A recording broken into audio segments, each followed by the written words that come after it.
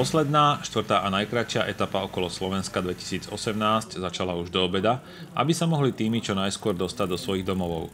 Pelotón vyrazil z Nitry, kde finišovala tretia etapa. Celý konvoj čakal už iba presun do Galanty, teda mesta, v ktorom 62. ročník pretekov okolo Slovenska definitívne a slávnostne vyvrcholil. Profil posledného dňa bol čisto rovinatý s 2 prémiami v šali a na jeho konci mali veľkú show predviesť najrýchlejší muži v pelotóne. Ešte predtým však písali príbeh dnešného dňa 6 utečenci.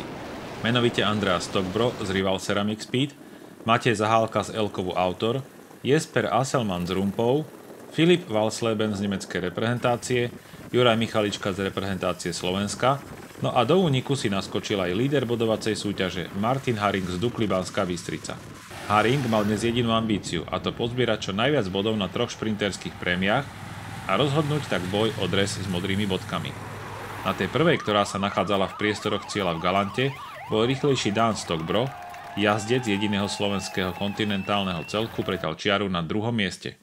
V pelotóne tempo diktovali World Tour týmy Bora Hansgrohe a Quickstep Floors. No ruku k dielu pridali aj jazdci CCC z Prandy Polkovice. Na špici balíka sa objavila Juraj Sagan, ktorý dnes pracoval pre včerajšieho víťaza Matea Pellucciho. Nepríjemnosť zastihla Huga Hofstettera z Cofidisu, ktorý spadol. Druhú prémiu na pešej zóne v šali si už podmanil Haring a definitívne získal dres na záverečnej prémii. Celodenný únik bol pohltený 4 km pred cieľom a veľké finále v Galante režírovali najrýchlejší pretekári v pelotóne. Až po preštudovaní cieľovej fotografie bolo jasné, že zvíťazil Fabio Jakobsen. Jazdec Quickstepu porazil Matea Pellucciho a tretí skončil Christophe Laporte. Stav triumfov World Tour tímov teda upravil na 3-2. Celkovým víťazom 62. ročníka sa stal Julien Alaphilippe.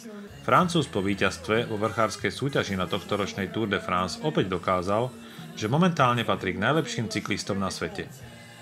Posledný deň nezmenil popredné priečky ani v ďalších súťažiach. Kráľom hôr bol Giulio Ciccone z Bardiani CSF, najlepším mladým jazdcom Tobias Foss z Uno X Norwegian Development a bielo-modro-červený dres si aj v Galante obliekol iba 19-ročný prvoročák Matúš Štoček. V Galante sa vyhlasoval premiérovo aj najbojovnejší jazdec celých pretekov. Za svoju aktivitu a chuť bojovať bol odmenený Martin Haring z Dukly Banská Bystrica. Slovenský pretekár totiž strávil v úniku 3 dní, okrem prvej a poslednej etapy sa vpredu vetral ešte aj vo 4. dni. Žiaden iný cyklista v tomto ročníku nemal najazdených toľko kilometrov na čele pretekov ako práve 31-ročný Slovák. So 62. ročníkom vyjadrili všetci zúčastnení veľkú spokojnosť a treba povedať, že organizátorom vyšlo všetko podľa predstav. Svetové hviezdy nesklamali a predviedli úžasné výkony. Môžeme sa tak tešiť na nasledujúci ročník. Dnes sme museli prejsť skoro 160 km. Išlo sa veľmi rýchlo, únik nasadil vysoké tempo, predovšetkým na posledných 40 km. Myslím si, že naša priemerná rýchlosť v poslednej hodine bola okolo 50 km za hodinu. Koncovka bola rýchla a som veľmi rád, že som bol tým najrýchlejším jazdcom. Veľmi sa mi páčilo na Slovensku a aj na pretekoch. Krátky prolog na začiatok bol super, ale aj ďalšie dni boli pekné. Druhá a tretia etapa boli trošku nebezpečné, najmä posledné kilometre, ale prvý horský deň a dnešok boli nádherné dni. Prežívam skvelé pocity.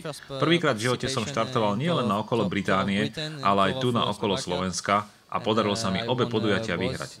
Takže áno, mám skvelé pocity. Chcel by som poďakovať celému môjmu tímu a mojim tímovým kolegom, pretože bez ich pomoci by sa mi to nepodarilo. Každý deň odviedli veľké penzum práce v snahe udržať žlté tričko. Je veľmi pekné, že sa nám to podarilo, rovnako ako to, že sme ukončili preteky vyhranou etapou. Teraz je čas na oddych, pretože svetový šampionát začne už čoskoro.